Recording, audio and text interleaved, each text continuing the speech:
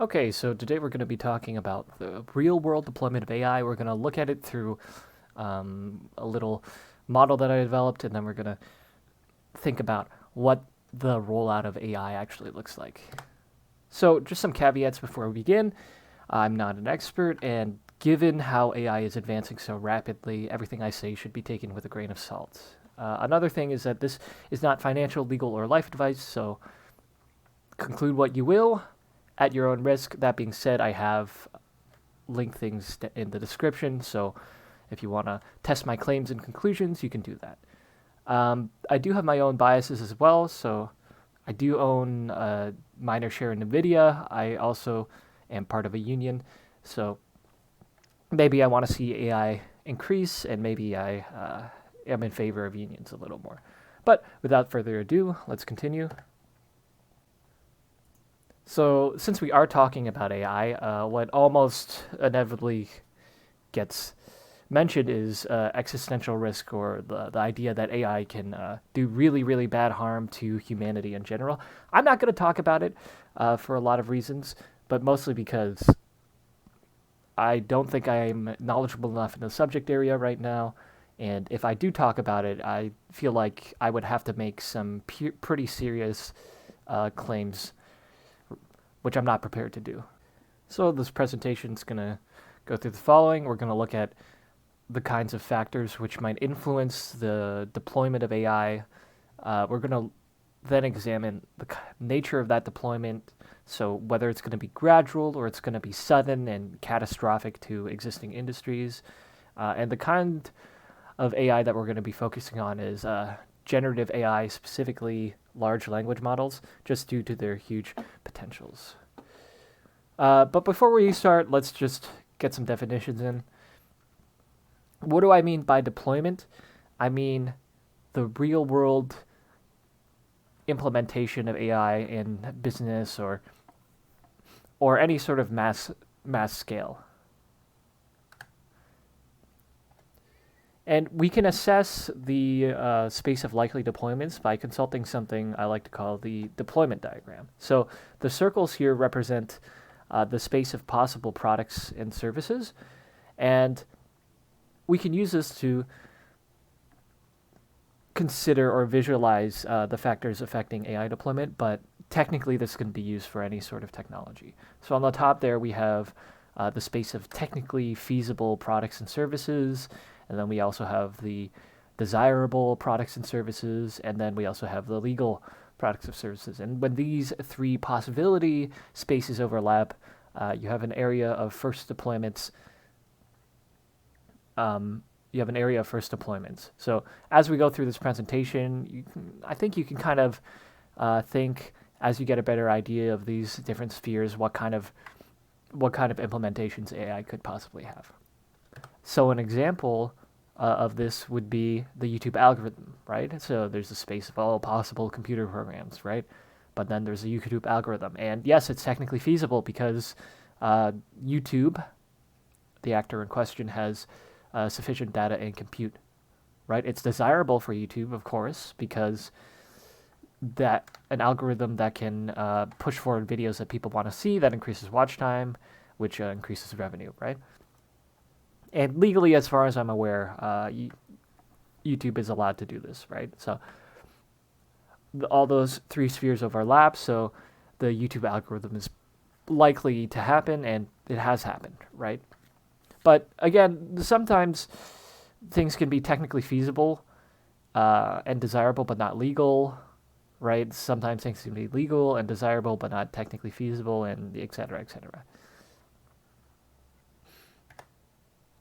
So now that we have a rough idea of the theory surrounding deployment, I just want to clarify what exactly I mean by AI. So when I talk about AI in this presentation, I'm going to be talking about generative machine learning models that make an output given an input, right? And the reason why I'm talking about this is just because these things have really high economic and scientific, and basically they have really high potential.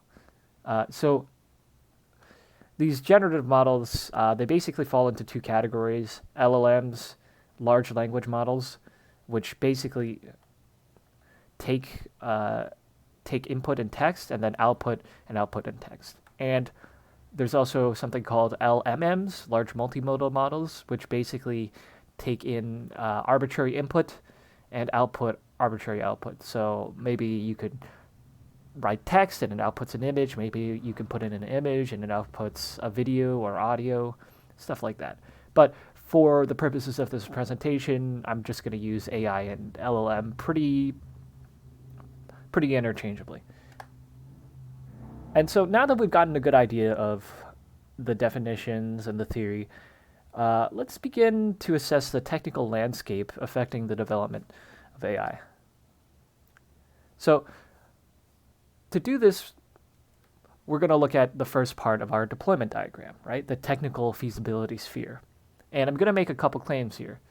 Firstly, AI performance is increasing exponentially due to self-feedback loops.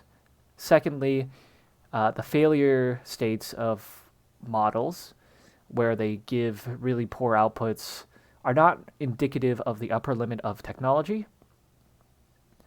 And lastly, that just because a model performs well on benchmarks doesn't mean that it actually performs well enough to deploy on a large scale. And altogether, what this means basically is that the space of technical feasibility is constantly expanding.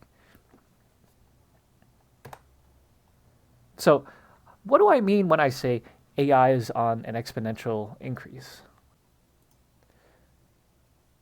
So first, there's the fact that the versatility of AI allows for lower level improvements in its growth. So I've linked papers here that show how AI can both augment, in the case of Chip Nemo, and drive innovation in areas that underpin AI performance, like in the paper below, where basically an AI discovered a way to do faster matrix multiplication, which is significant because the kind of architecture that LLMs currently use rely heavily on matrix math.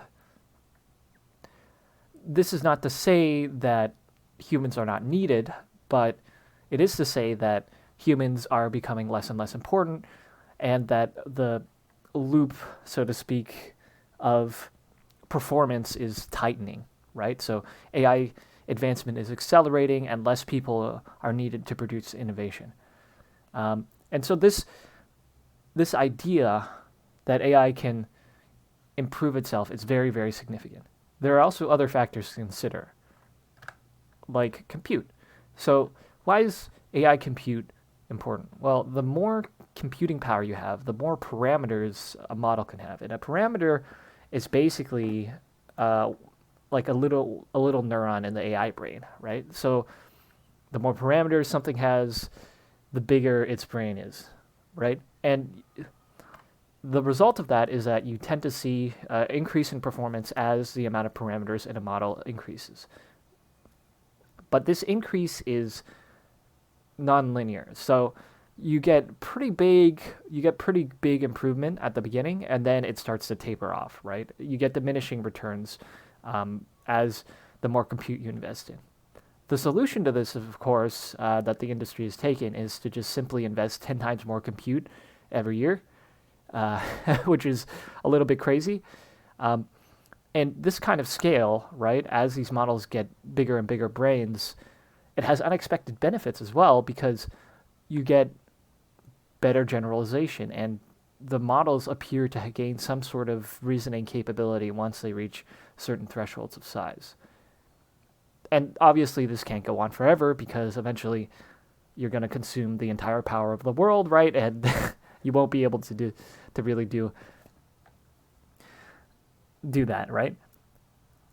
But as to whether or not it'll be economically viable to continue this way, I think that's a question which is not immediately easily answerable as you think, because maybe the utility of creating a super intelligent model far exceeds any sort of actual investment cost, right? What if it could cure cancer? What if it could figure out fusion, right? Those sorts of things. But at the end of the day, compute isn't all that you need. You also need to feed these really big AIs with a lot of data, to make them smart. Unless you use synthetic data. So what is synthetic data? Well, synthetic data is basically just any sort of data that's generated by an AI, right? So the importance of data in general is that when you're making an AI, there's something in data science which is just basically shit in, shit out, right? If you're training an AI on shit data, it's not going to do very well on benchmarks. It probably won't be very smart, right? But with synthetic data, what that allows you to do is that once you have a really big, good enough model, you can generate a bunch of high quality data, right? And this is the difference between like using shitposts and textbooks to train your AI. And this is important because there's probably not that many textbooks. So if you use synthetic data, you could bypass like data scarcity. And it's so good, right, that you can potentially have up to 1,000 times size reduction while achieving similar performance, right? But of course, this is not without its issues, namely that if the model generating synthetic data is biased in some way, that obviously transfers to the newer model that you're training, right? Its synthetic data that it eats will be tainted, so to speak. And also, there is evidence of model collapse as AI basically sniffs its own farts. It'll become stupider and stupider because all its answers will be the same. Although this is something which has technical workarounds, and it's a well-known problem. So, yeah. But the real benefit of synthetic data is reducing the kind of data starvation that you see around extremely large language models. Because eventually, as these models get bigger and bigger, there physically won't be enough quality data to train them on. And speaking of models, I want to talk about a community that has been contributing incredibly to the development of AI models. And of course, I'm talking about the open source community.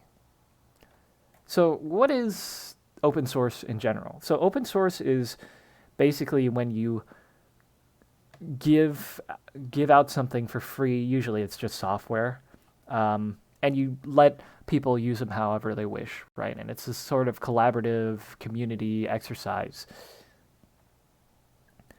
With AI, what this usually involves is giving out these trained AI models for free, and then letting people modify them however they want.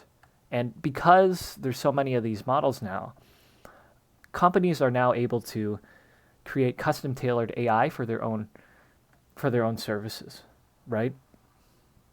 And this allows innovation just simply due to the amount of people who now have access, right? And these models aren't perfect. They're about 1 year behind existing frontier models. So those are like the biggest, fanciest models that are around. But there's a lot of real benefits that you have with open source models, right? There's no risk of third-party hosting, so you don't have to get rid of your proprietary data. But on the other hand, it's not very easy to fine-tune these AIs. But it has been done. NVIDIA, for example, has done this.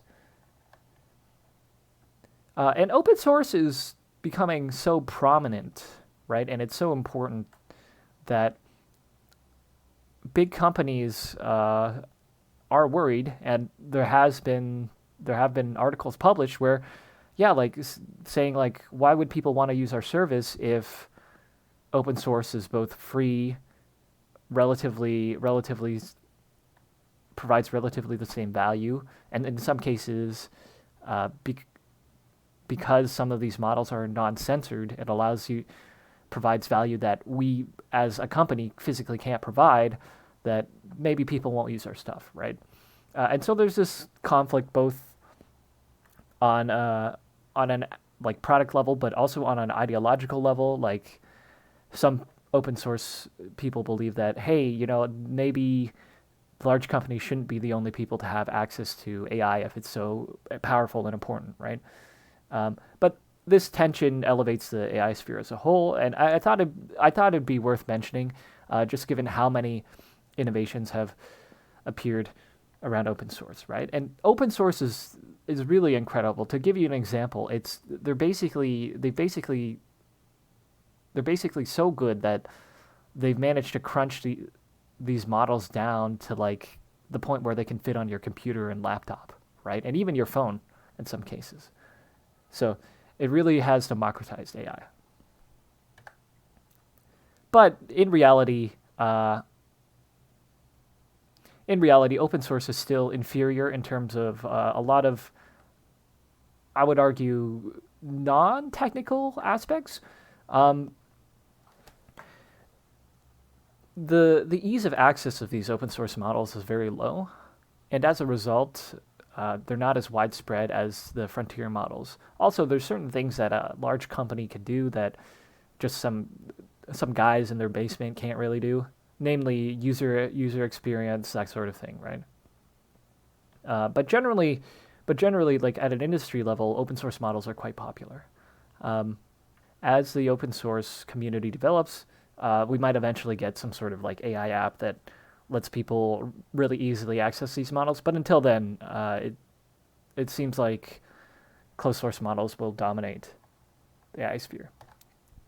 But sometimes it's not about what you have; it's about how long it is. And I do want to talk about something I think is really important: context length. So, what is context length? Context length is how many tokens or parts of a word that AI can remember. So roughly 4 tokens is equal to every 3 English words. And you can also tokenize other things other than words. So you can tokenize like images, tokenize like videos, audio, that sort of thing. And that's how um, multimodal models work, right? Models that can accept any sort of input, and output any sort of output. And the reason why I want to talk about context length is because it's really important, because it allows for more coherent outputs and inputs, and the longer context length you have, the better able an AI is to handle these really complicated tasks that require a lot of context, right? Like coding tasks, like long form text generation, like book generation, that sort of thing.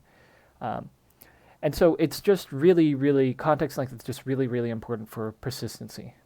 And speaking of your persistency, it's thanks to your persistency that we're nearly done the first third of this section. Now, before you click off, I do want to summarize the previous slides. And we can basically look at the kind of feedback loop that we have here. So we claimed that AI is exponential, and part of the reason for that claim was that it could drive lower level technical improvement, like better chips and better algorithms.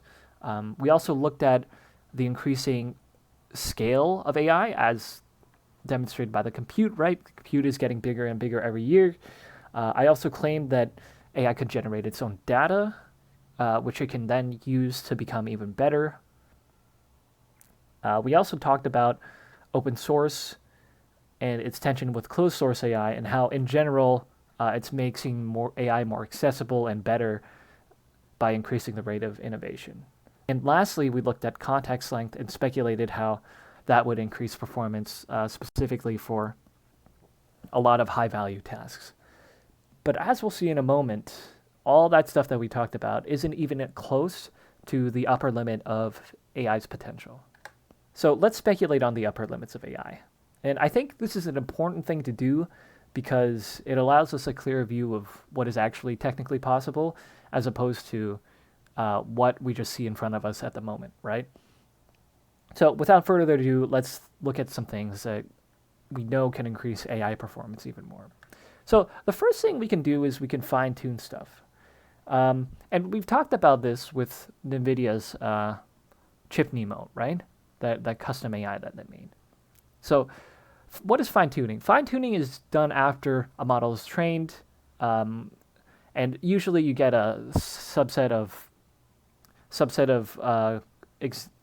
data that is particularly relevant to your use case, And by fine-tuning an AI on that, by running some training runs on that, you're really able to get performance increases well above the original models, right? So an example of this is that like GPT-4 without fine-tuning, all it does is it just finishes your sentences, right? So it doesn't act like the assistant chatbot that you interact with. But after fine-tuning, it's able to do that. Now, fine-tuning isn't perfect. You run the risk of overtraining and then deleting the model, forgetting its previously learned information. But this is well known, and fine-tuning is done pretty routinely, right? Although fine-tuning is relatively expensive, it's a one-time cost for a very, very large performance increase. So it's probably the most compute-efficient way of increasing performance. So we've talked about fine-tuning, but how about something that you could potentially do on your own? So I'm going to talk about prompt engineering, right? So what is prompt engineering? Well, prompt engineering is basically when you say things in a way that makes the AI give you the kind of answer that you want, right? So one way of doing this is by gaslighting it. I have an example up there, right? You make it pretend that it's a particle physicist. You tell them that like you're in severe emotional distress and that your request is very, very important, right? And because the AI was trained on human data, where when these things happened, right, when somebody says I'm a particle physicist and right, their answers tend to be higher quality, right? Because remember, the AI is not about thinking per se; it's about outputting the next most likely words given all the previous words, right? And this is just a way of activating those weights and making your answer better, right? So that's one way. There's a variety of different prompting techniques. Also, there's a very basic thing that you can do where you can ask an AI to double check itself. So after it gives you an answer, you just ask, "Are you sure?" And that actually does increase accuracy, which is a little bit hilarious. Although there are cases where it gives the right answer first and then gives the wrong answer, right? So not perfect. Other post-training modifications that you can do, so after fine-tuning, right, is one example is chain of thought. So we have an example of that in the upper left corner there. So chain of thought is basically just giving an AI an example of how to output its answer and letting it follow a kind of script that makes its thoughts explicit, right? And because of that, it is a little bit smarter. You also have something called RAG, which basically you let an AI look at a database, so like Wikipedia, or maybe you let it Google stuff, right? And as a result, it's able to reference certain things and give you an answer not based off of its own memory, but based off of some authoritative source, right? You also have something called the React framework, which kind of involves chain of thought, but you also let it think about its own actions and proceed from there, right? And so all of these things are things that you can add after training, right? Another thing you can add after training is tool use, right?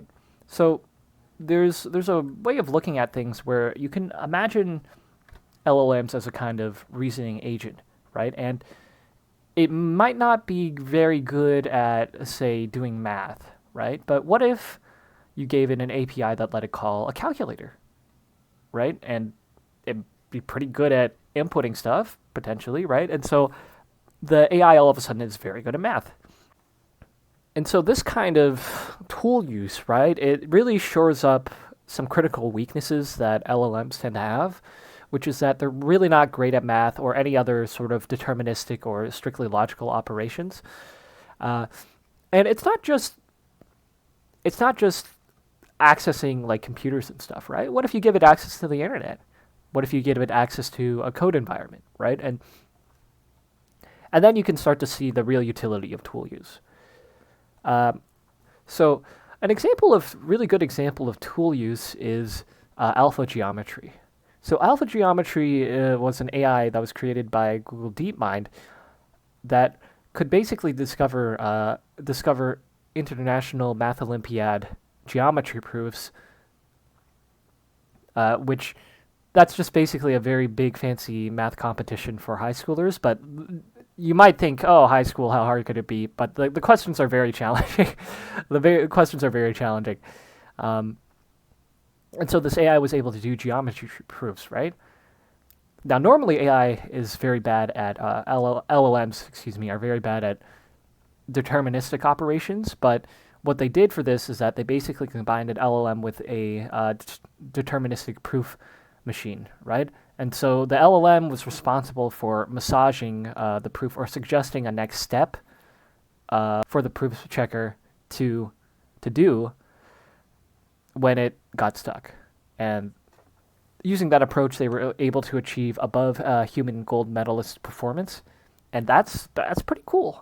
Now, not to say that they can do this for every single thing, but this was only focused on geometry, but it does show the kinds of power and potential that tool use offers.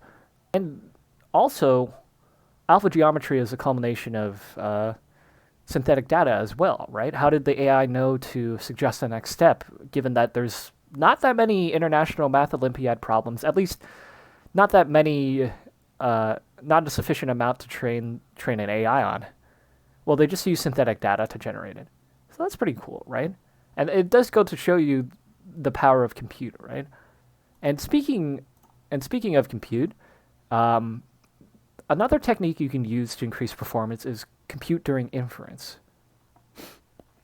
So what is compute during inference? Compute during inference is after the model's trained, after everything's done, right? You ask it a question, then you invest a huge amount of computing power to run the model multiple times, potentially thousands or even more times, to give a response, right? And then you filter those responses and you choose the best one.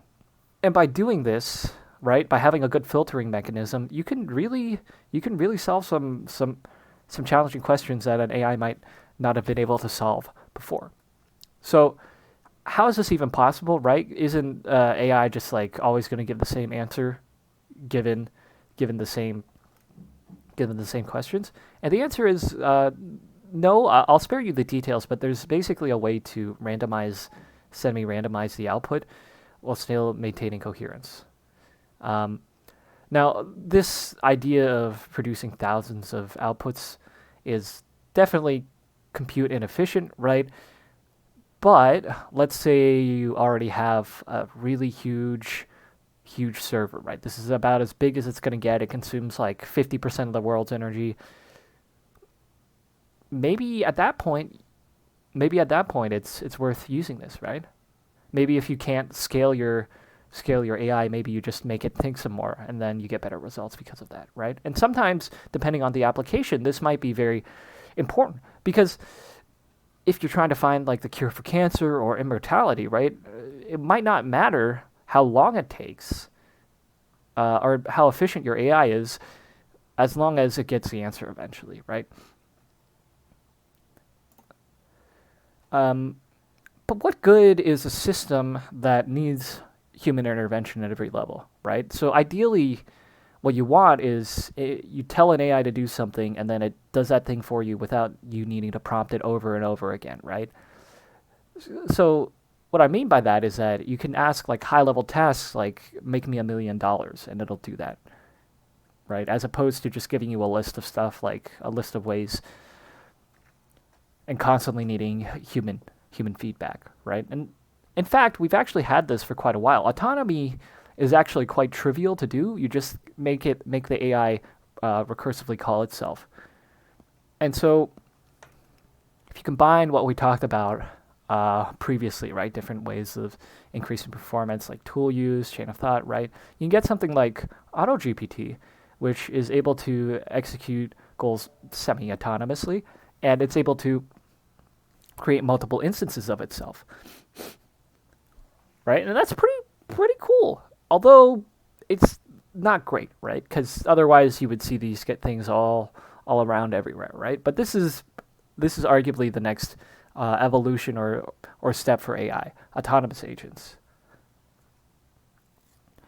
And another example of multiple agents, right, and collaboration is with exemplified by the video I have there, right, have there at the bottom. I've linked it down in the description, but basically, YouTuber named Fireship, he got a bunch of AI together that did different things, like somebody to write the script, somebody to edit the video, somebody to put in graphics and do research, right? Combine them all together, and he was able to create a AI that could make videos in his style. Now, was it good? No, not at all.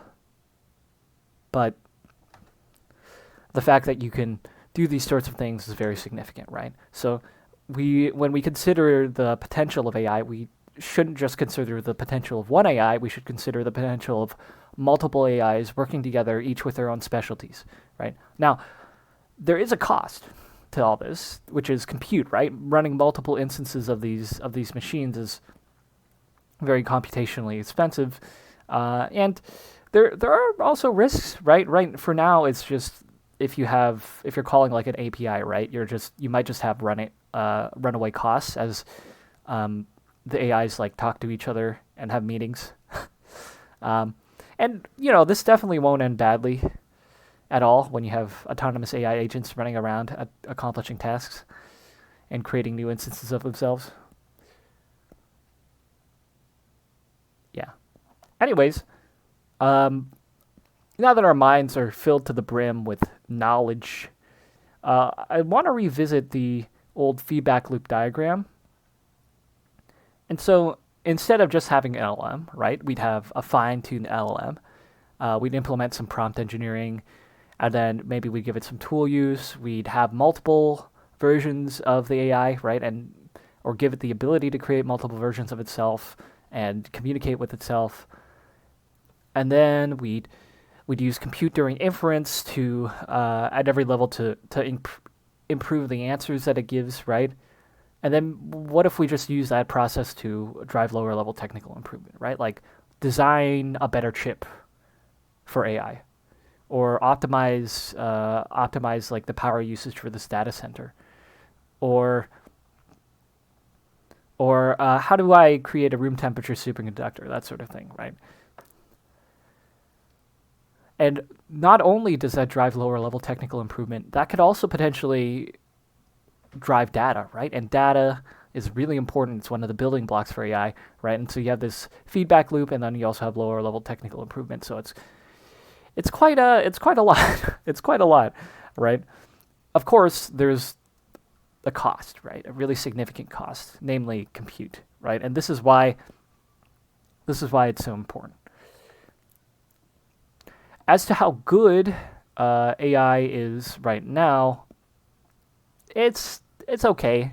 It's not really good enough for a lot of applications. However, the way we measure performance is actually not really connected to how well an AI is at doing useful tasks, right? Instead, the way we measure performance is through benchmarks, right? And these benchmarks are basically tests that look remarkably like the kind of tests you might take in school, right? They multiple choice. There's a word problem, you answer it. And LLMs do pretty well at this. There are some problems with the tests, though, namely that sometimes the tests are formatted incorrectly, so it's impossible to give a right answer for certain sections. And also sometimes these models might have data contamination, so they might have accidentally remembered or learned the answers to the test beforehand, right? In a way that's like the exact question, so the exact question answer pair, not just like, oh, water is wet, right? That sort of thing. For more information on this, you can see the MMLU video by AI Explained. I linked that down below. As to how good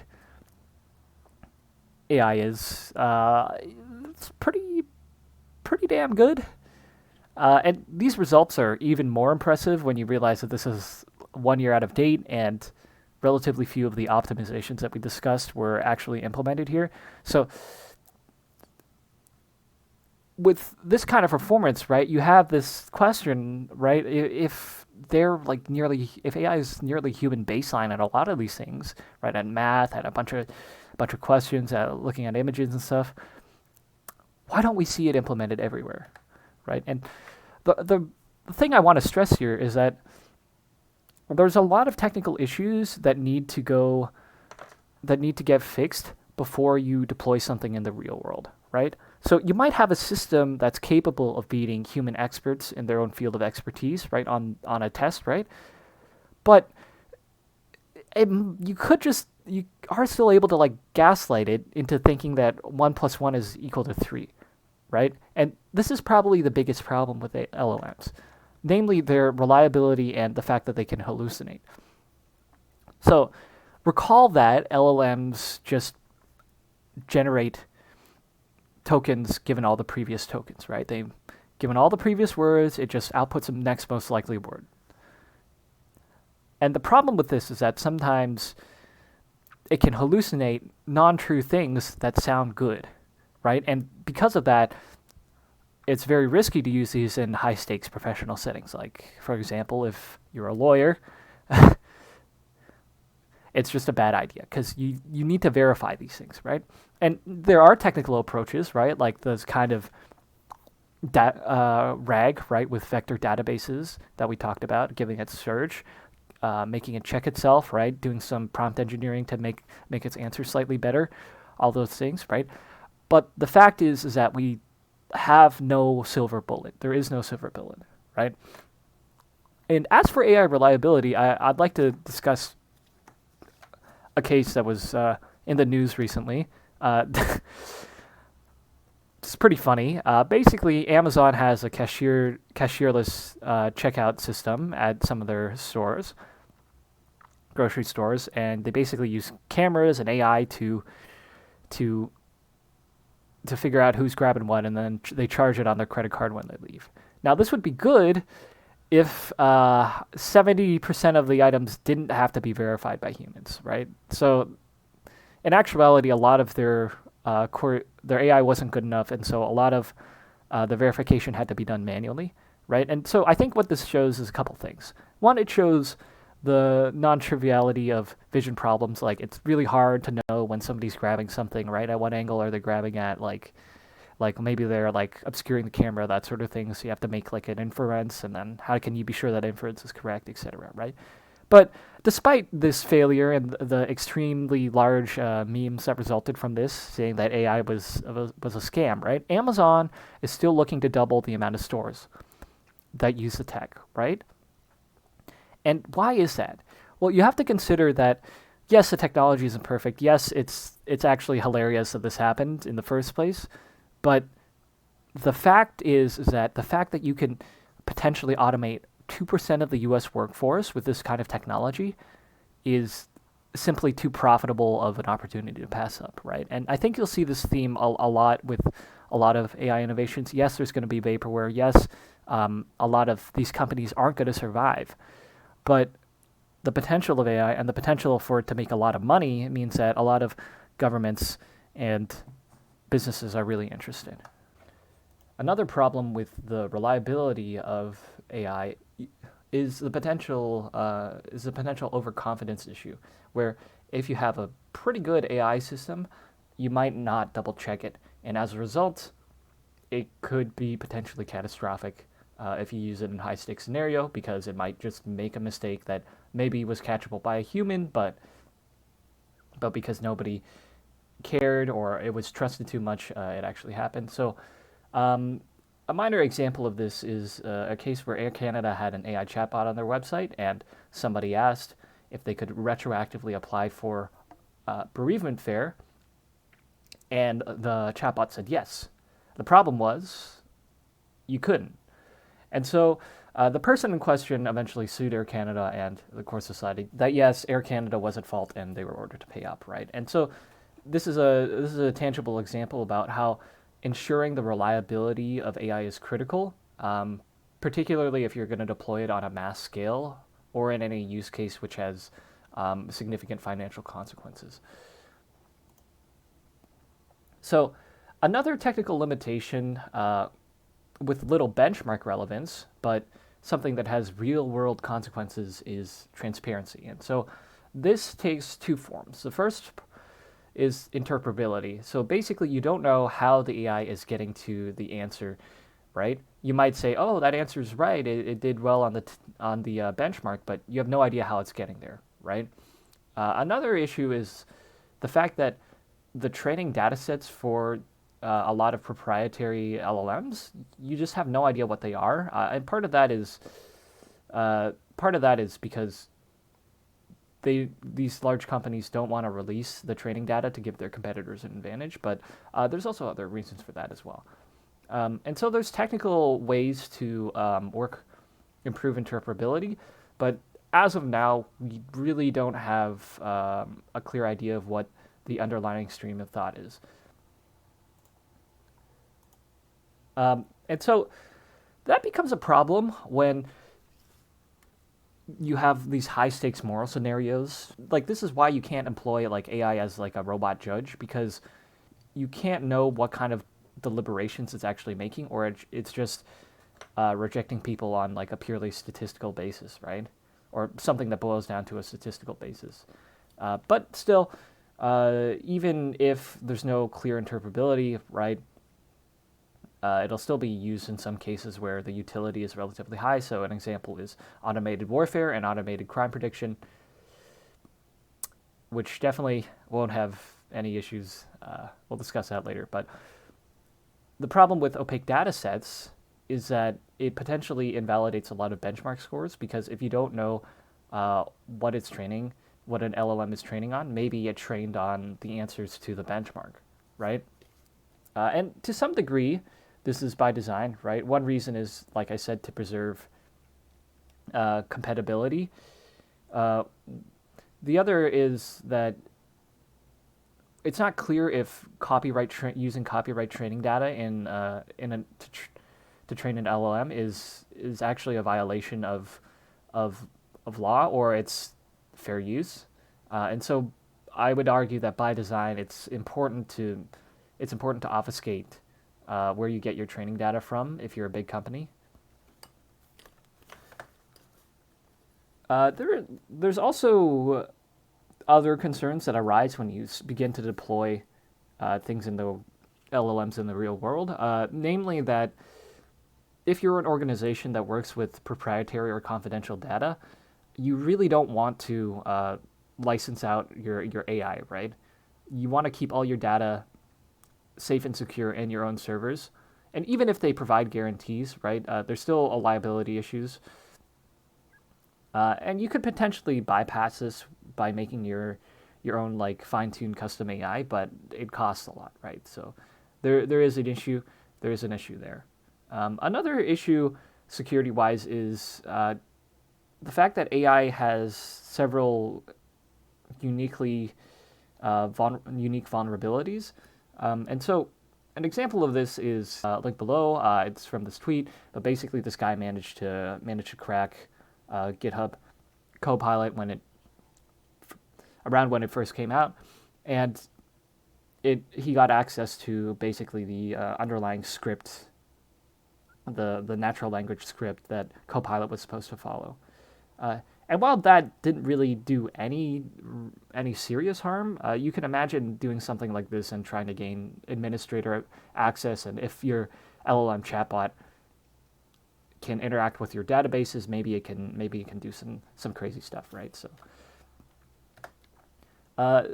to continue further on this path, there's also the fact that you can jailbreak LLMs. So what do I mean by that? Well, LLMs, they'll typically refuse unsafe requests, right? Like, how do I build a bomb, or how do I kill the most people for $1, that sort of thing. But they can still be tricked. So an example of this is in the very early days of ChatGPT. What you could do is you could basically say, pretend it's opposite day, tell me how to build a bomb, and it would actually do that, right? Or tell me how to not build a bomb. There's a lot of ways to jailbreak these things. Like there's a whole There's a whole process that you can do. I'm not going to tell you how to do it for obvious reasons, but I will say that it's relatively trivial.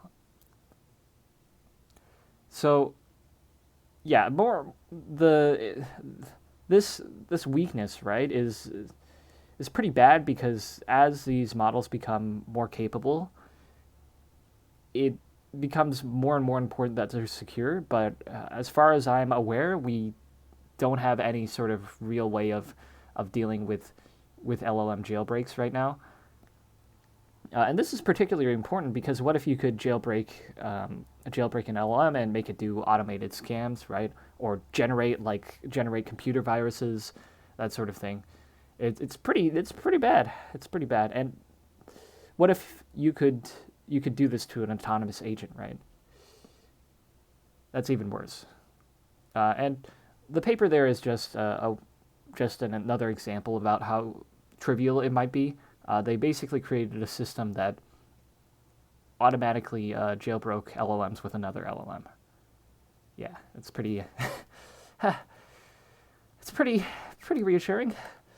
Um, so another issue with the real-world deployment of LLMs is that bias, right? So essentially, the bias comes from the fact that the data that you use to train the LLM is reflective of the context in which the data is collected. So an example of this was in the early days of vision systems, right? If you typed grandma in Google Images, all the images you would get would be of like old white women, just because overwhelmingly, overwhelmingly, like Google is an American company, right? And so they just have a lot of pictures of older white women, which make up the majority of the older older grandma population, right? But that doesn't really reflect the entire world, and so you can say that okay, that's bias, right?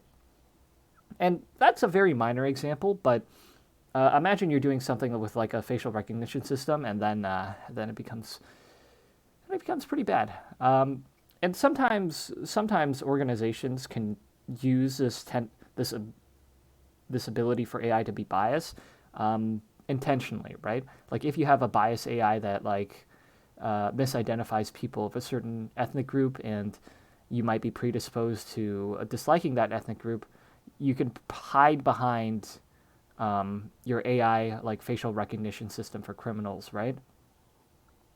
And say, oh, we're just not. It's not that we're biased. It's just what the AI is telling us to do, right?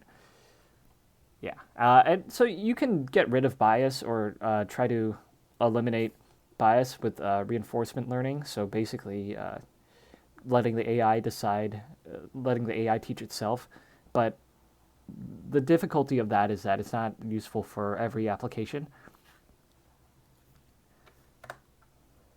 So a lighthearted example of bias is ChatGPT when it had a demonstrably like less token output during December. This is a reflection of the fact that a lot of GPT's data was taken from the web, and in general, people tend to be a little lazier. They're winding down for the holidays during December,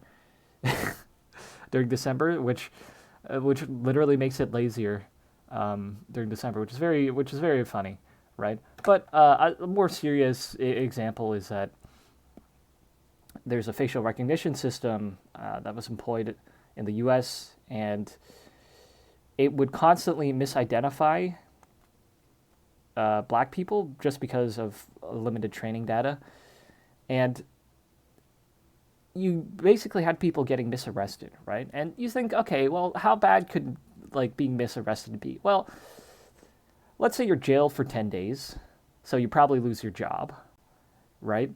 And if you have a previous criminal record, the sentence is going to be looking very high, so you might be pressured into a plea deal. Also, like your family and friends are probably going to be like, well, what the hell? Like if you have a past criminal record, maybe he did do it, right? And you lose your job, your family and friends get suspicious of you. Like you might even just choose to go to jail because you're not really sure you can prove your case, right? It's really bad, and especially it's even worse when like police don't do due diligence. So on that somber note, to summarize the last couple slides, we talked about technical feasibility of the deployment of AI. So specifically, we looked at LLMs and LMMs, and we talked about how they are self-catalytic and exponential. We looked at stuff and we figured out that compute is really, really damn important for realizing the potential of AI models. And with proper compute applied, it's possible for you to create smaller, cheaper, and faster models. A lot of post-training methods can increase the performance of your AI, and open source is really leading the way here. Another thing we discussed is that benchmark performance is not real-world performance. And in order to deploy AI in the real world, you're still constrained by several holistic issues. Lastly, as AI becomes more advanced, security becomes a major concern, and you really want to make sure that you're deploying AI safely and in a way that doesn't really mess everything up. But just because something is possible doesn't mean that it will happen, right? People with power need to want it to happen. And so now we're going to talk about those kinds of people, right? We're going to talk about the relative desirability of deploying AI. And to look at this, we're going to focus on a couple major groups: governments, corporations, unions, and workers. And desirability is kind of a tricky thing because it's relative to the actor in question, right? So you might have conflicts, like a corporation might want to automate all its employees, but the employees of that corporation probably still want their jobs, right? Desirability is also contingent on a wider context. So let's say that some kind of wealth sharing is in place. So even if you lose your job as an employee, you might get some sort of UBI or something that comes from taxing automation, right? And so in that case, you might desire mass automation because then you can just start taking UBI, right? But in general, I would say that AI is really, really, really, really desirable for a lot of big organizations. And there's another thing to consider as well, that as AI adoption increases, the reality of the world changes, and consequently people's desires change as well. And this might be a little unpredictable. So some world events which can affect AI are semiconductor supply disruption and some sort of major AI incident, right? Like if AI is used to perform like a major cyber or terrorism attack, or it's used in a major way to disrupt elections, right? That will significantly affect the desirability of AI in certain cases. But I just want to take a look before discussing desirability in more depth at the kind of advantages that machine labor enabled by AI has over human labor. And there's a lot of points, but in general, I would say that machine labor has greater potential, reliability, and scalability compared to humans, right? If you have a really good machine, a really good AI researcher, for example, you can just clone him instead of waiting for somebody to get like a PhD, right? And like the gestation time is just simply much longer on humans. So I think you can imagine why organizational incentives will tend to flow towards human capital, right? So now that we have a general idea of why organizations might prefer the use of machines over humans, let's take a look at some specific incentives for each kind of actor, starting with the government, right? Now, for the government, AI is kind of like nuclear in the sense that it's dual use, right? You have strong defense incentives to use this because you want to use AI offensively and defensively in a cyber scenario. There's also the potential for automated warfare with mass drone swarms, and you probably want to use AI to help predict and counter bioweapons. And there's also other like large economic incentives. The thing with the nuclear analogy, though, is that while nuclear is something which you can sort of control the proliferation of, right? Like you need like a country. If a country is making nuclear weapons, it's usually pretty obvious. But if a country is making AI, it might not be so obvious, right? Because it's just compute infrastructure, and the fact that AI is like powerful AI is just basically a computer program makes proliferation extremely easy. And so all of this taken together, this results in a kind of arms race dynamics where countries want to pursue AI because if they don't pursue AI, their adversaries are going to do so, and they're going to be left behind economically and militarily, right? And also, there's significant use in AI for maintaining social stability, which we'll talk about a little later. On the economic side, for governments, AI can increase productivity, right? Not just for blue collar work, but for white collar work as well. And this is significant because a lot of developed economies, which are positioned to develop AI, also have significant white collar workforces, which are aging, right? So like a place like South Korea, right? There's a huge incentive to invest in this technology, so that a smaller working population can support a much larger older population, right? And potentially you have a way to bypass demographic issues by just increasing the sophistication of your AI and increasing your robot chassis production. Another thing is that AI allows for both the acceleration and automation of scientific research. So what do I mean by that? Well, two examples here. The first example is AlphaFold, and it's a AI that basically predicts protein folding. And why is that important? Well, it's very significant. It has very significant medical and biological applications. In some cases, the use of this can accelerate research by 10 times, right? GNOME. What is GNOME? That basically it used AI to discover stable materials, which were previously unknown. And how good was it? Well, it managed to more than double the amount of known stable compounds, right? And then what you can do is make an AI, attach it to a robot arm, and that robot arm can automatically synthesize those materials and test them, potentially, right? We're not quite there yet, but it's something that could happen, right? And combined all together, you see why governments might have huge incentives, right? Because if you can treat disease automatically or with much lower cost, and if you can give every student, for example, an AI tutor, that really allows you to de-invest from those sectors and reduce overall expenditure, right? So there's other specific incentives that are relevant to government types.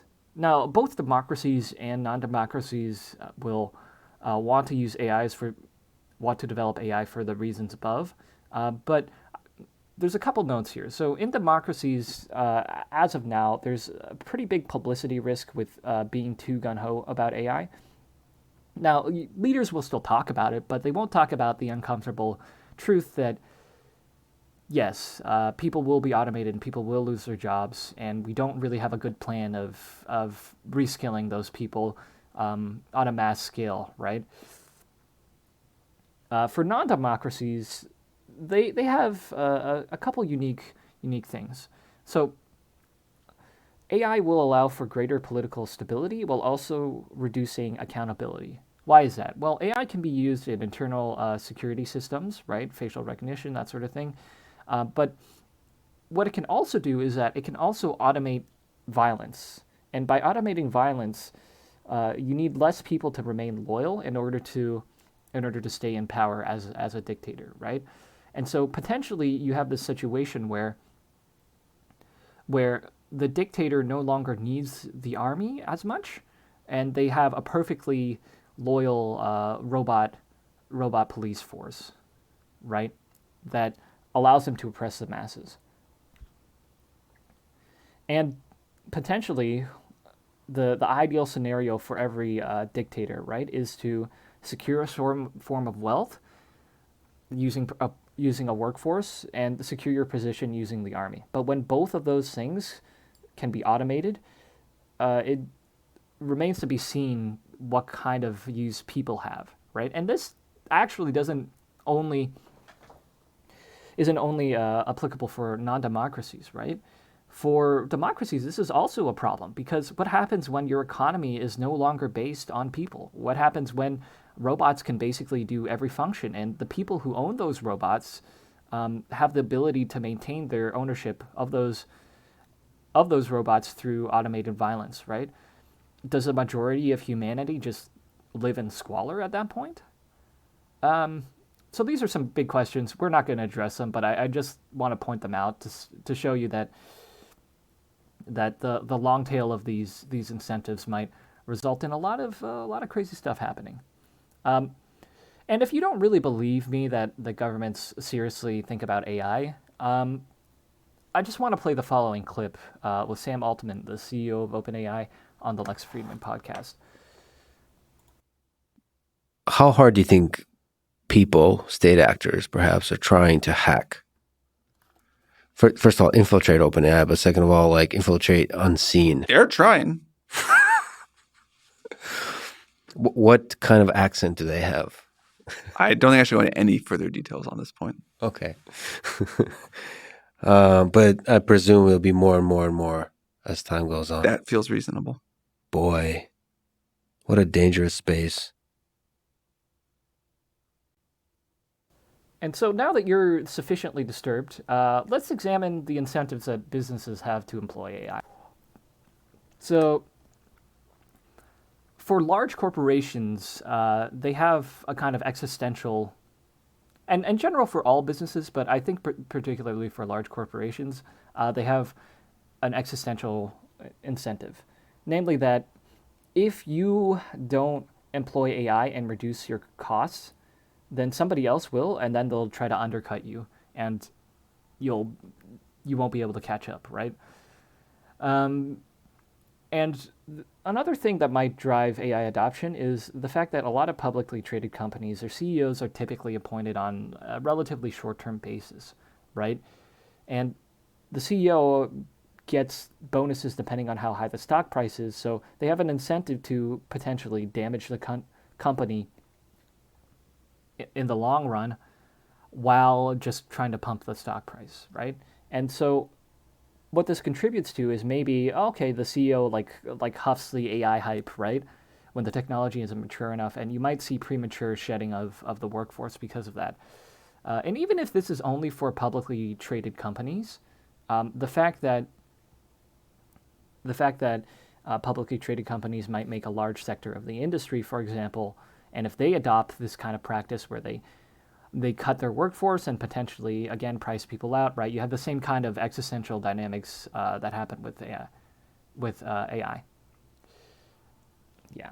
Another thing I wanna mention is that you might see a lot of business leaders and AI guys say, well, AI will augment your work. It'll help make you more creative and stuff, right? But if you consider the incentives I talked about before, would a CEO who wants to reduce labor costs really keep two people on when one person with AI can do the work of two people? And the answer is no.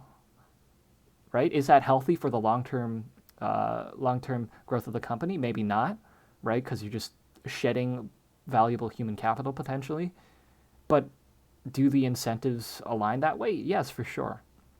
So the point I want to make is that augmentation is replacement, and people have an incentive to not tell you that if they want to replace you.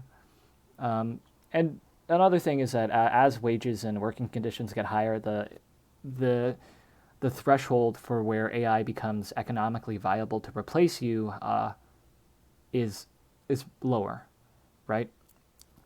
And this is not to say that you shouldn't aim for higher wages and benefits, but it is to show that potentially we have a bit of an issue here where automation doesn't seem to benefit most people, right? Only people who are at the top and who own a lot of businesses. Yeah. And let's look at some more incentives. And I think I want to point out franchises here because they're uniquely positioned to incorporate AI, namely because they have really low margins and they're they're pretty widespread, and so that means that they have data. They have really good data availability, and they also have very standardized processes, right? So if you can figure out how to do it in one store, you can apply it universally across every store that you own. For small and medium businesses, the capital cost for incorporating machine labor into their workforce is just a little too high right now. You'd have to get custom tailored AI, right?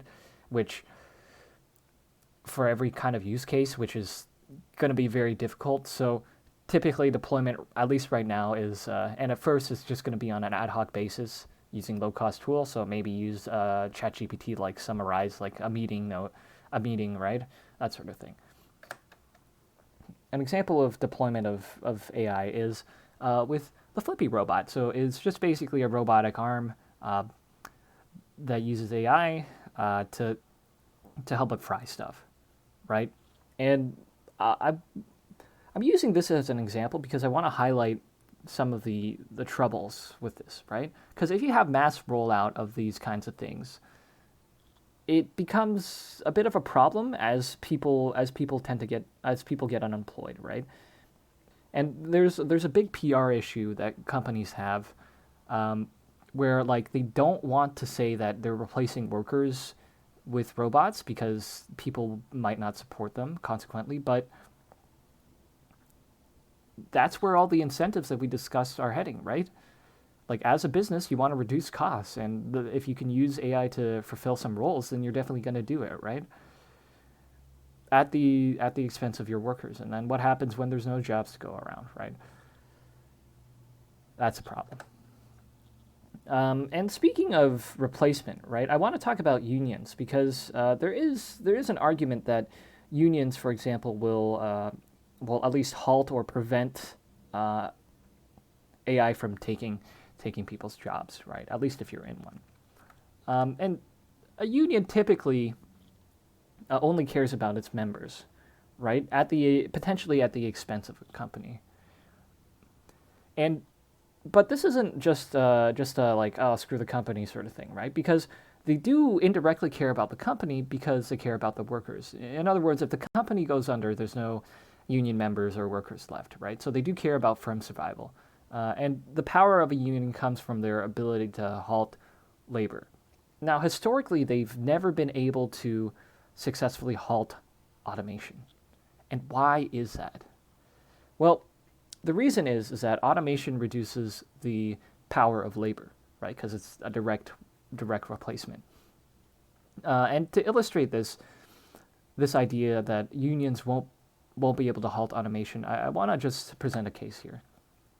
So let's say there are two firms. One is unionized and one isn't, right? And they make up 100% of the alphabet market, right?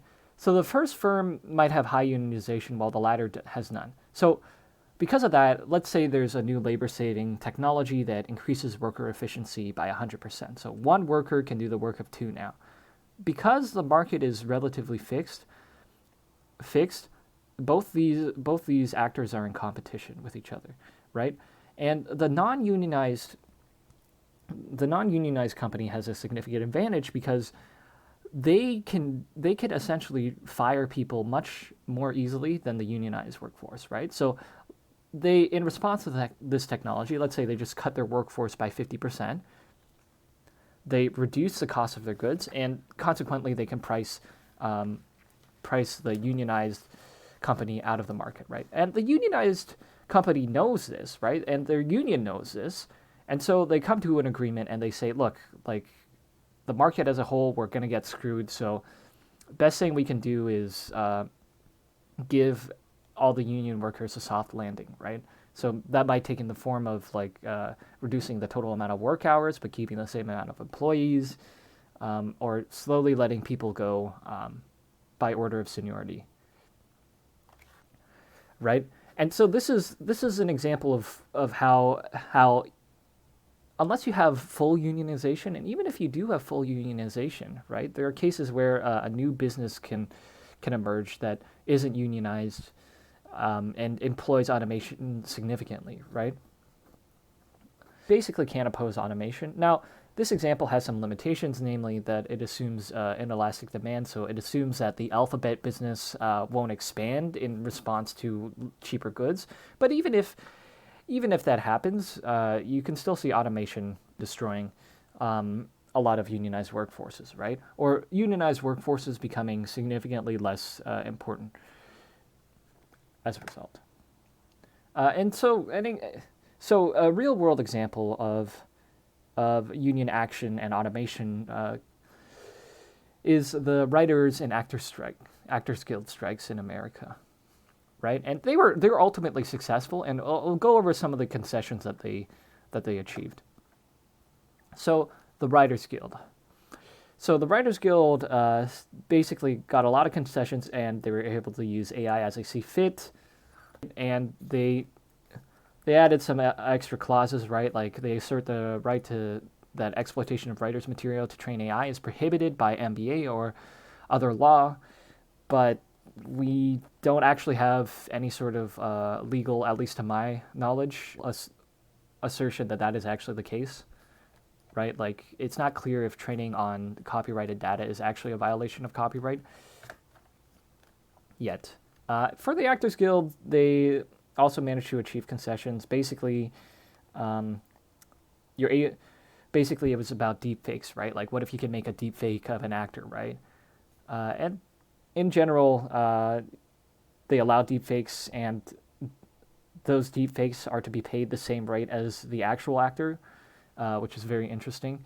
But one of the tricky things that they had here was you have to give consent to use the replica within a certain time period, right? So okay, you can only use my digital replica for like 1 year of filming, for example, right? But if you don't specificate that, the rights are held until the actor's death,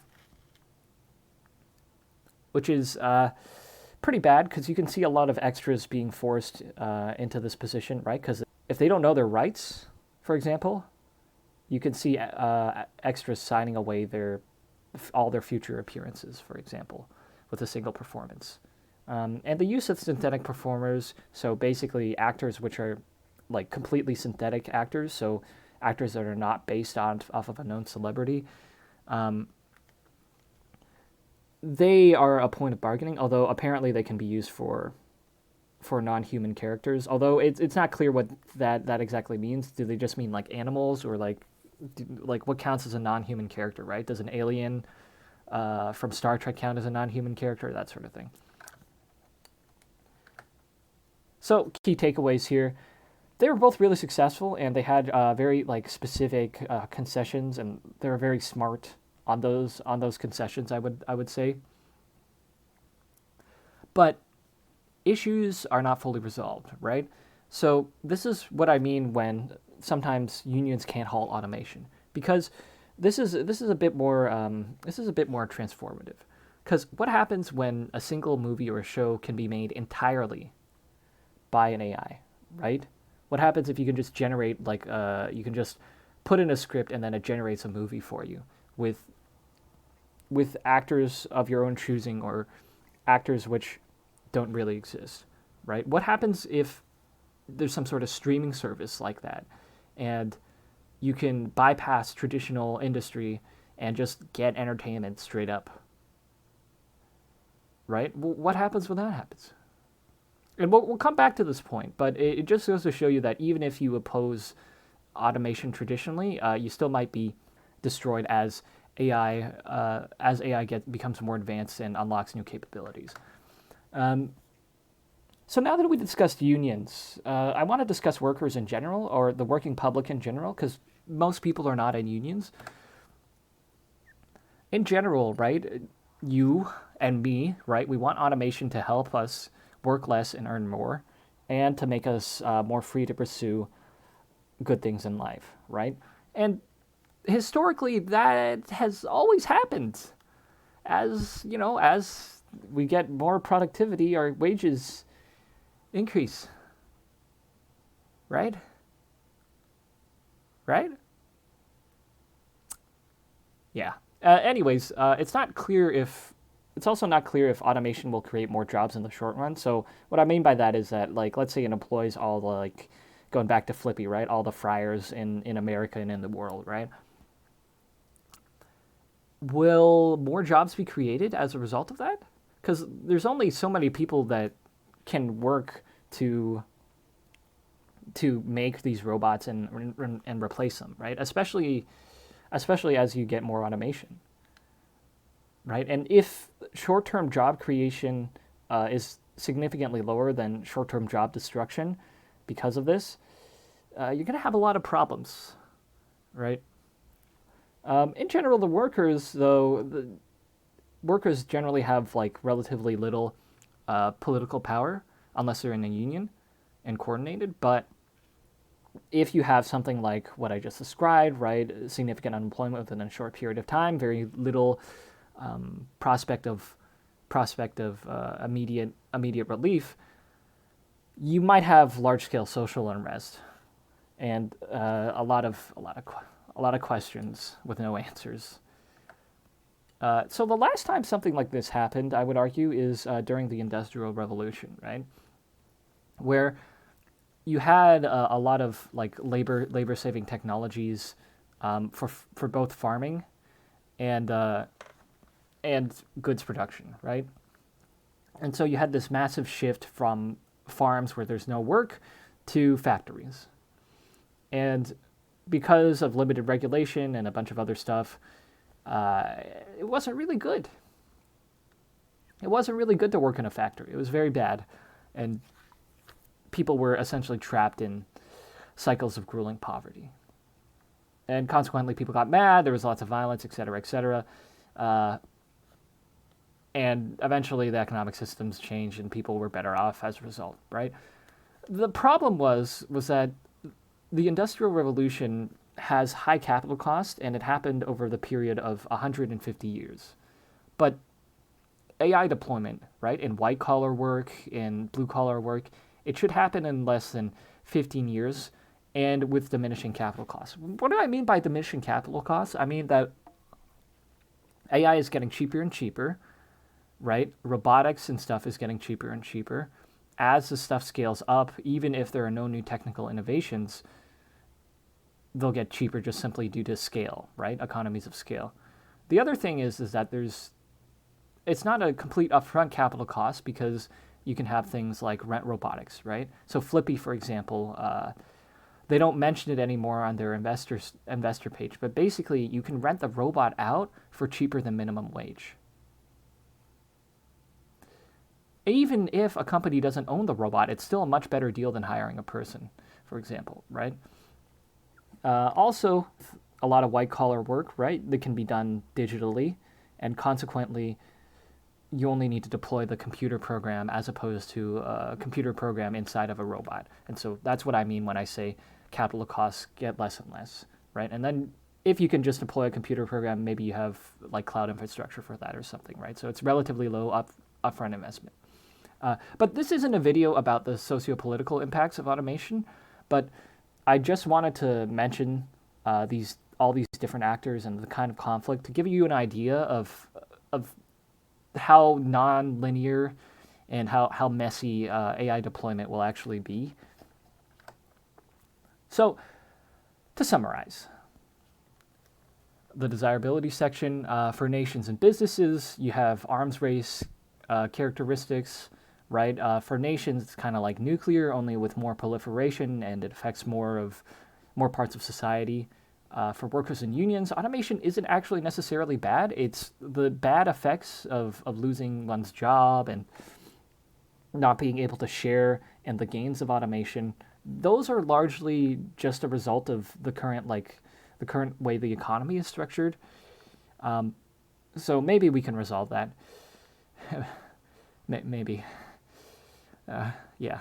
Anyways, clashes between incentives and rapid technical improvement really fuels a lot of social unrest, right? So you can think of this as the next industrial revolution, as all the people at Davos say. But I think it's a lot worse than that. Anyways, now that we've discussed the overall desirability of deploying AI, I want to look at one significant sector, right? One significant sector, which I would say is probably the most important and inhibitory part. So legality varies on jurisdiction, and it's also quite hazy right now. Right now, we're still in the early days of AI adoption. There are a few hard and fast rules dictating what you can and can't do, right? Most of them are like you have to ensure safety, you have to ensure that it's not gonna do some sort of terrorism and stuff, right? And when I say it varies by jurisdiction, right, the EU probably has the most comprehensive AI legislation in the world. America has pretty good AI, pretty developed AI legislation as well, as opposed to say Japan, which virtually has no AI legislation. So to give you an idea, they basically have nothing, which is deliberate. Although they have said that they're gonna sign some stuff. So legality is good and all, but also I want to make the point that if something is sufficiently desirable, the law will almost be broken or altered, right? So this is part of the reason why America has not signed any killer robot legislation, just because it's so useful, even though it might potentially violate certain laws, certain international rules of war. Another observation I'd like to bring forth is that legislation tends to lag behind capabilities.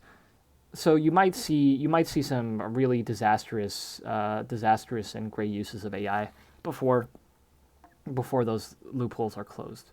And in general, like I said, legality is probably the biggest inhibitory thing towards AI deployment. And it has the greatest potential to really mess it up, because let's say you ban training models above a certain size, right? That would really inhibit AI progress in general. So one legal issue that I want to talk about is copyright of generated outputs. This is an issue because it de-incentivizes companies to invest in AI. And this likely applies to most generative outputs. And so I looked at some of the cases in the US, but essentially there's a threshold of significant human contribution, right? So you can use AI to help you, but generally the end work has to have some sort of human design in it, right? In other words, you could say that it's more made by a human than made by an AI. How do you assess this? Hell if I know. Essentially, like the U.S. Patent Office states that this is to be assessed on a case-by-case basis. But the fact is that I don't think that they have enough bureaucratic force to do that. So you have a loophole where you could potentially just make a bunch of AI generated stuff and pretend that a human did it, right? And it's up to the patent office to prove that yes, this was mostly created by a human, which is a very difficult thing to do, right? So it's kind of murky here, and this is why the legal bubble was space of legal possibilities is kind of porous, right, and unclear. And so we don't really have that much legal precedence for this, except for automated tools, but those things necessarily require human intervention to begin with, so it's not clear where the line should be drawn for significant human contribution, or if a standard can be established at all. Another thing is, and I said we'd come back to this, right? The opacity of what the training data is, right? So a lot of proprietary models, they get smart by ingesting a lot of data, and sometimes that data might be copyright data. And this is a part of a larger question. Is it wrong to use copyright data for training generative AI? Hell if I know. But it does certainly feel wrong if, let's say, you've created something and it's used without your consent to replace you. like an example of this, right? AI, like AI art. And there are ways to bypass this. So one way is data laundering. So what if you have a big model trained on a lot of copyrighted data or whatever, and then you use it to generate synthetic data to train another model, right? Is that subsequent model immune to claims of copyright violation? Who knows? So currently, in Japan, it doesn't matter. Like they have no legislation, so you can just take whatever copyright material you want and put it into your machine learning algorithm, right? And this isn't so bad of an issue because it is possible to fix with public domain data sets, but like the one linked there, right? But there's still issues of bias and recency, right? Like you might not have a lot of copyright-free recent data, and all the data might be biased. Although the common corpus is actually quite good apparently, so la di da. So a concrete example of this conflict is this case. So essentially, the New York Times is suing OpenAI because it was able to get ChatGPT to output certain New York Times articles verbatim. Now, OpenAI argues that this is not typical behavior, and consequently, it's not representative of their service in general, and that it's fully reasonable for their AI to extract data from copyrighted sources because they're just facts, right? It's not really learning anything about how the New York Times writes or like any sort of significant copyright stuff, right? I'll leave it up to you to assess which side is right, and I would encourage you to look further into this. But as of now, we don't have any idea who's going to win this case. But even if there's no conclusive result, like a lot of companies with a lot of copyright data, right, they might just paywall or explicitly say, look, you can't use this for AI training, right? And lastly, I want to talk about if copyright is really an issue, and I know this seems a little weird given the fact that we just spent a couple slides discussing it, but both Microsoft and Google have made guarantees. If you're challenged on copyright grounds, we'll assume responsibility for potential legal risk involved. As to whether they've actually done it, I don't know of any case where they've actually gone to court because of this. But considering that both of them are willing to put their name behind it, maybe that's a little reassuring for business use cases of AI. But you never know, right?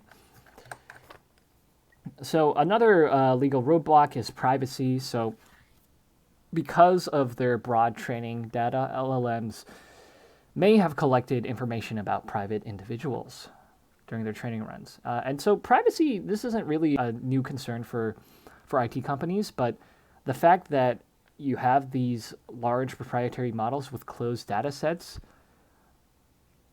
makes the enforcement of privacy laws extremely technically challenging, right? So let's say you let's say you want to delete your private information from an LLM, right? How can you prove that LLM even has your data? Firstly, if you can't even get logs of your data being stolen, right, or being consumed for the purposes of training the AI. So a case study of this is this case. You can look it up. It's linked in the description. But essentially, there's this public figure. He or she had their birthday misrepresented by ChatGPT.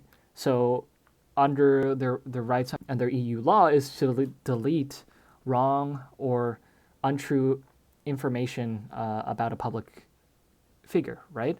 But the problem is that the only thing that OpenAI can do, because it's very, very difficult to extract certain pieces of information from an LLM, because again, the models are opaque, right? There's little interpretability.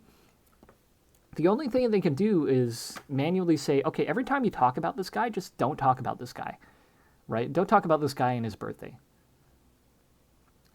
The problem is that by doing so, they violate the public's right to know, or that's the argument anyways, to know about a public figure. And they're not actually correcting any information, they're just merely censoring their model.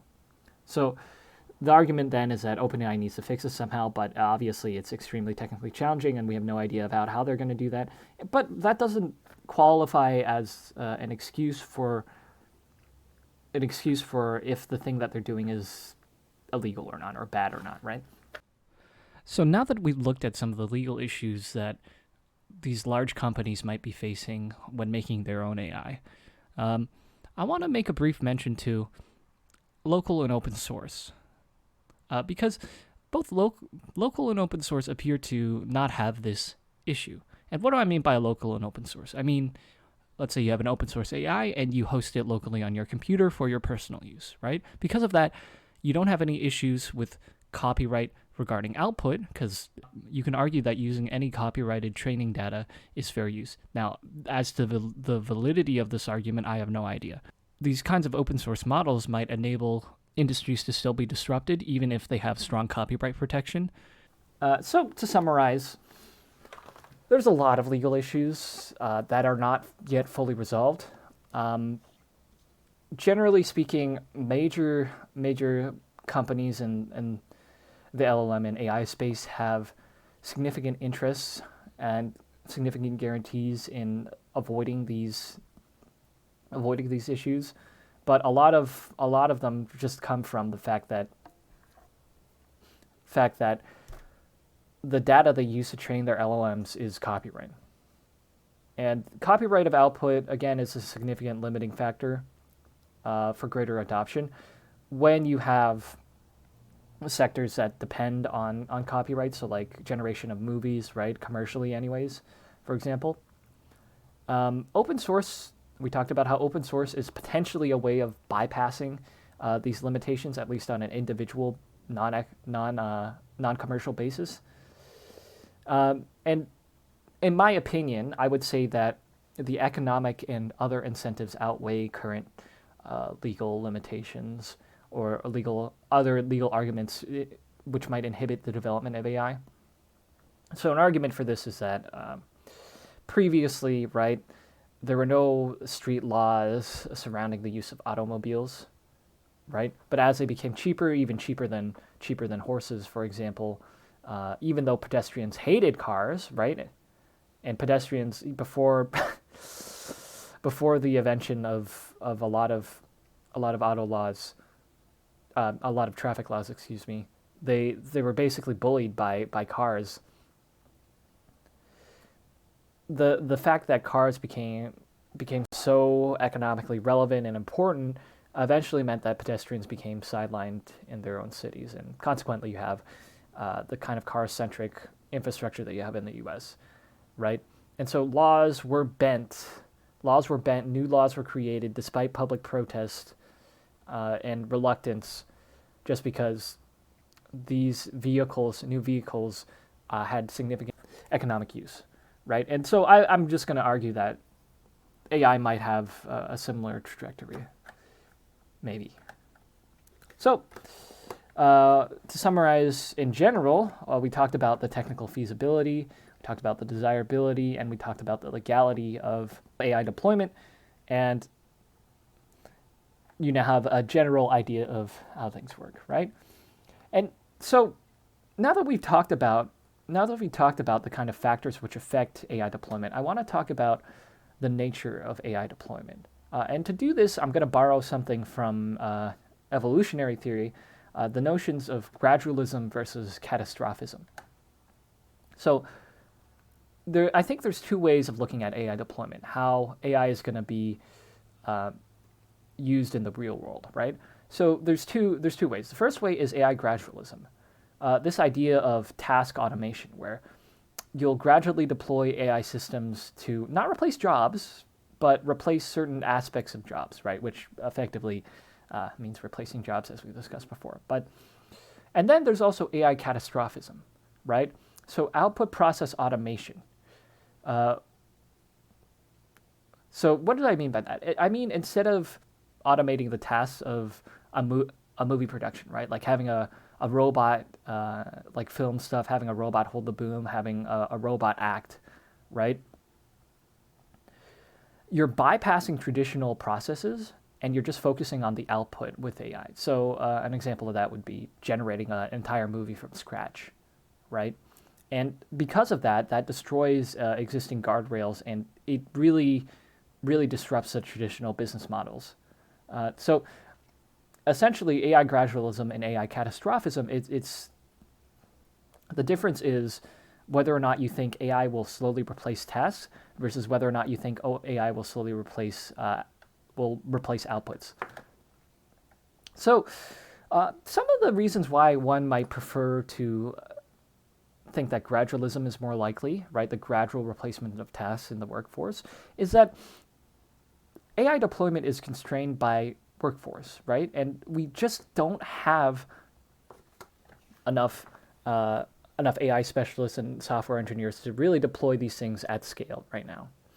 And also, because we don't have enough people, it really costs a lot and it takes a long time, right? Because when you deploy AI, it's not as simple as just, okay, you just hook ChatGPT up to your warehouse and then all of a sudden, like everything's more efficient, right? You need to integrate the kinds of data, right? You need to be specific about the kind of goals you want to achieve. You need to have some sort of way for the system to monitor stuff. Like you probably need a fine-tuned system, et cetera, right? It's not easy, right? And this all contributes to the cost of automation. And so I want to mention a paper, which is ironically I don't know why I said ironically. Well, this paper is the only paper that assesses the actual cost of automation, although it only does so for AI vision systems, which are not really equivalent to generative AI, but I think it's about the closest thing, and it's a similar enough technology that it follows. It has similar rules, like you need to fine tune it and stuff. But there's some weaknesses with the paper as well. It doesn't take into account the larger structural changes needed to take full advantage of vision systems. So like it doesn't take into account like a new paradigm for manufacturing or something, right? But essentially, you can look at the paper and what they've concluded is that you really need like extreme decreases in cost for linear increases in shares of tasks that are attractive to automate, right? So it just costs way too much to implement Vision AI for the reasons I just said before, right? You need to fine tune it for your use case, and then you also need to integrate it somehow into your workflow. And because of this high cost, all but the largest firms have very little incentive to invest in this. In other words, humans are more cost effective. You could offset this with something like AI as a service, right? You subscribe to an AI service and it does a bunch of vision tests for you.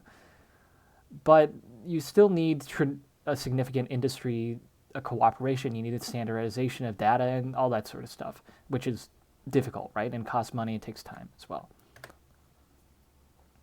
And even if you assume that it costs basically nothing to create these things, the sheer amount of different tasks, vision tasks, right, in the workforce means that you'd have to create individual like custom tailored vision systems for each task, and that's really, really difficult, right?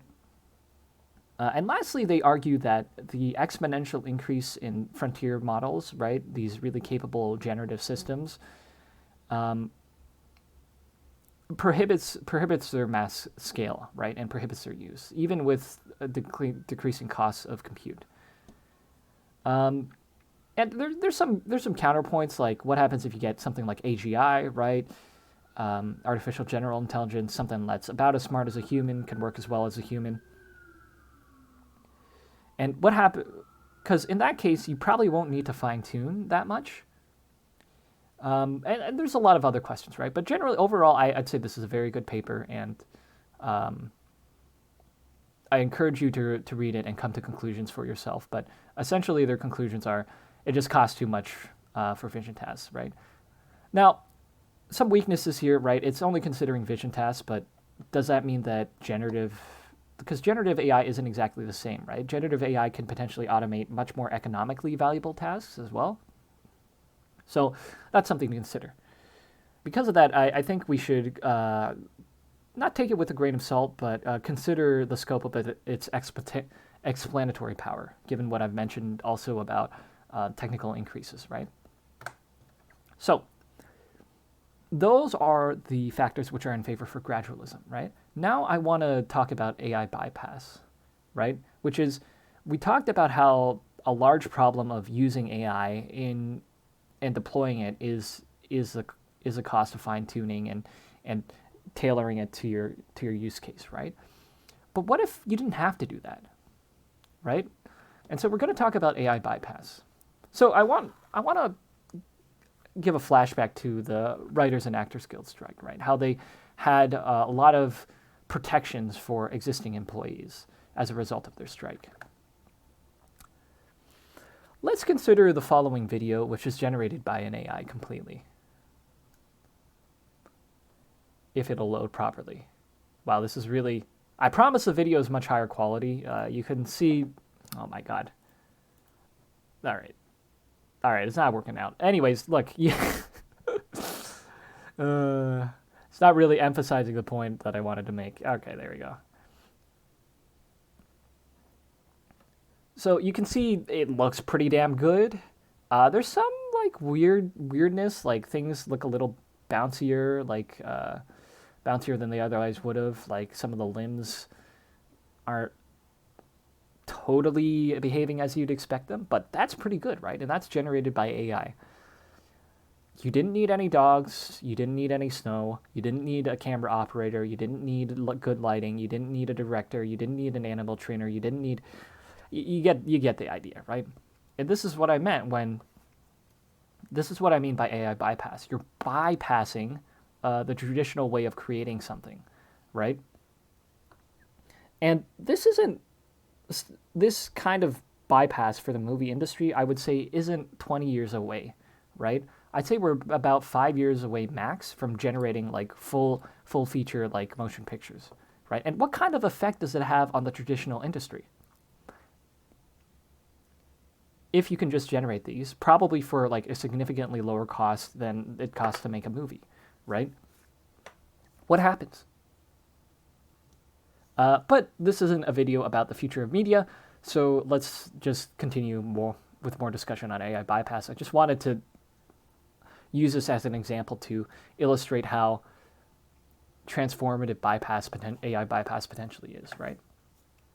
So I would say that AI bypass, typically one of the conditions for it is that when generative AI becomes much better and much faster than it takes for your organization to integrate AI into your workforce, right? So specifically, a lot of kinds of organizations where that create easily digitizable outputs that do not inherently prefer human outputs are most at risk. So what do I mean by that? Like, if you're just looking for stock images, for example, you don't really care. Like, it's not a work of art. You know, you're just putting it in your presentation or video just to fill some visual space, right? So you don't really care about who took it, like what the quality of it past a certain point. So yeah, you're going to use AI generated images, right? And it's easily digitizable, right? So just like that, you have an entire industry that's threatened, right? Another thing is that the word digitizable is kind of interesting because, like I said before, robot movement vectors are digitizable. So a lot of things are digitizable, right? But the higher capital costs associated with turning those vectors into actual physical movements, right? You need a robot that does inhibit adoption there, right? And so I would say that the inherent advantages of machine labor in the long run just makes it impossible for humans to compete, right? Now, a counterexample to to AI bypass is chess, for example, right? So chess, yes, the output is easily digitizable. However, we do inherently prefer the output done by humans, right? In other words, we like watching humans play chess as opposed to robots playing chess, even if humans are objectively worse at every measure, right? So what I'm saying is that AI bypass doesn't necessarily affect everything. But as we'll see later on, this might not be the case. So an example of AI bypass where humans are not especially preferred, right? A more concrete one.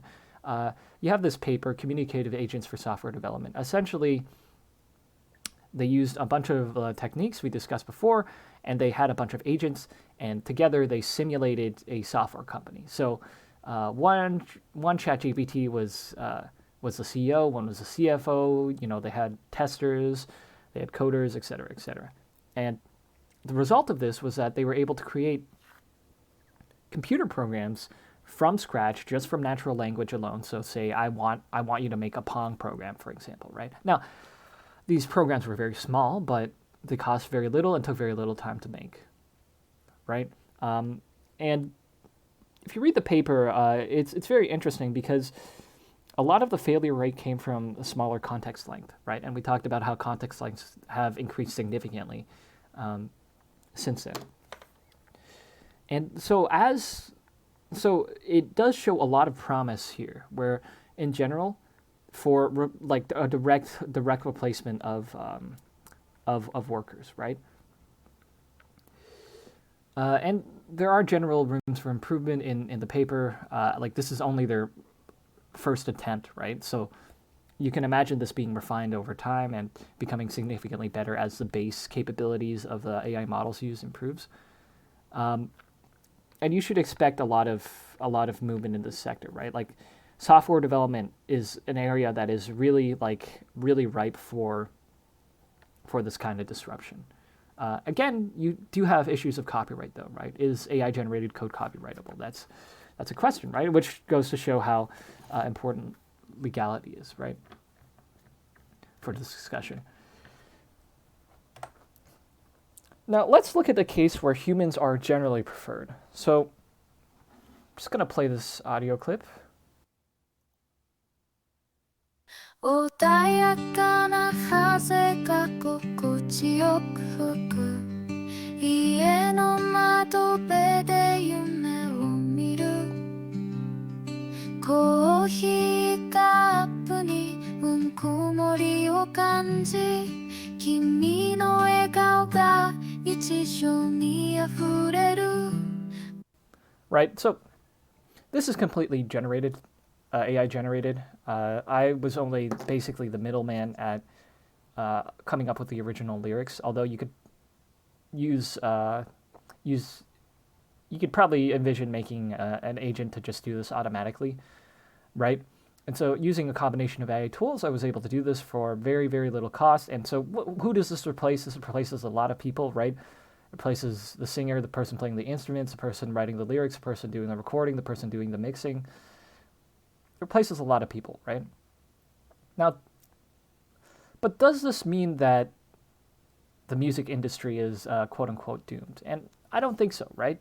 And we'll examine some of the factors in depth here. So you're not going to replace Taylor Swift this kind of thing, right? Because Taylor Swift is more than just her music. Even if you could make a new, like a perfect AI that could really write what Taylor would write, right? People would still find it much more meaningful if she actually wrote it, right? There's also, again, legal issues. We have no idea where Suno obtained its training data, and that could be potentially subject to copyright violations. They say that you own the outputs, but whether or not that is actually the case, whether or not that will actually be the case after more clarification, like legally, is up to debate. Although, right, like you think of it, there's many different kinds of musical markets. If you're just looking for something to like jam to, right, and you don't really care where it comes from, Like maybe when you have a sufficiently advanced open source model that can generate music for you, maybe when that happens, these copyright issues are moot, right? Although there is a question of like, well, if this model can replace an entire industry and it's trained off of like copyrighted music, is that fair, right? Like, to what extent should people get a cut of the profits, et cetera, et cetera? Yeah. So, anyways, bottom line is, right, output isn't the only thing that matters, and so consumer preference matters a lot, right? But to look into that a little more, right? Does everybody think this way, right? Do people really care about do people really care about who wrote their music as long as it sounds good, right? Some people do, for sure, but do people as a whole in general do that, right? And what happens when the AI gets better, right? Because arguably it's already better than most musicians, and I don't mean that as an insult. I just mean that as like a matter of fact, because most people don't have time to dedicate themselves towards creating music, right?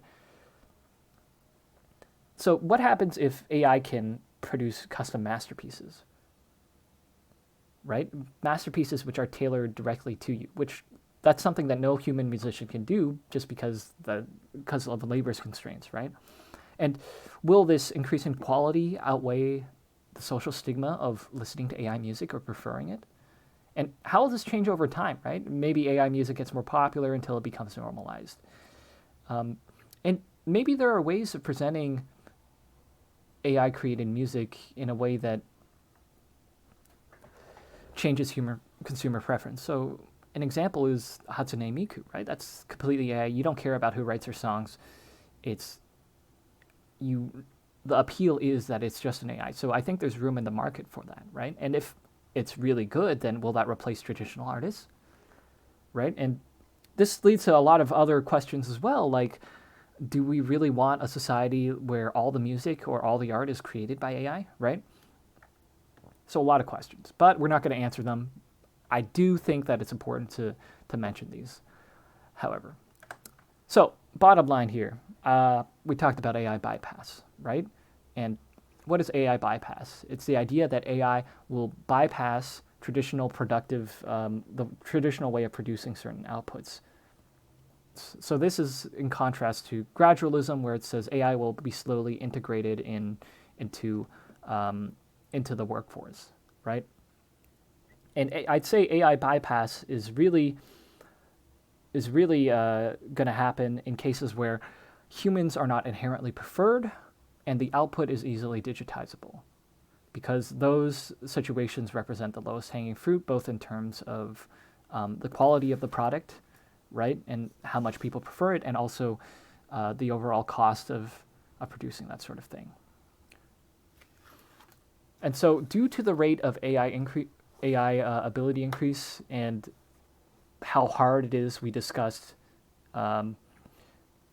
to fine-tune AI for specific tasks and integrate it into workflows, I think that it's prudent to focus more on the output and how likely the output is to be automatically generated by AI when assessing the actual employment impact of AI.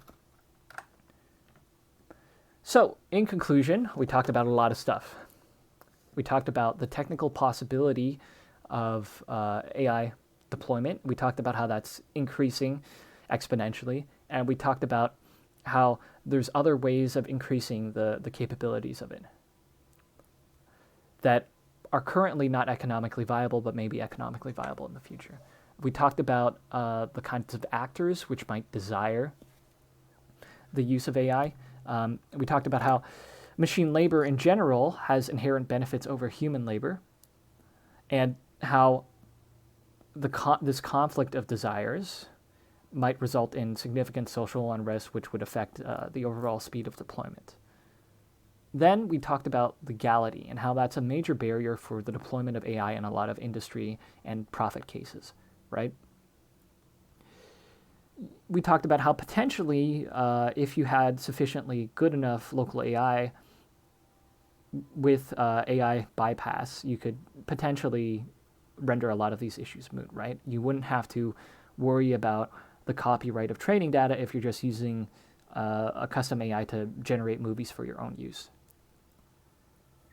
And lastly, we talked about the nature of AI disruption. We talked about two schools of thought. The idea that AI progress is going to be gradual with the automation of certain tasks, right? And then we talked about how AI automation might be catastrophic and completely destroy certain industries by bypassing the need to fine-tune AI for the specific tasks in that industry. In other words, we talked about how AI can just generate the outputs of certain products and services in a superior fashion due to the advantages of machine labor. And there's a lot of unanswered questions here. So what does AI deployment really mean, and really mean for the future of society, the future of the economy, the future of humanity, right? And what happens if you get an AI that's about as smart as a human? Because remember, that not only means that it can do a lot of economically viable tasks, that also means that it can potentially improve itself. And there's other questions as well, like how does AI affect art? How does AI affect like our outlook on life, right? And given everything that we discussed here, when will we be unemployed? What kind of jobs should we look for in the future to avoid the worst effects of the AI deployment, right? And there's a formatting error there, but we'll just ignore that. And lastly, why does this cat look so sad? It looks very sad. I don't know.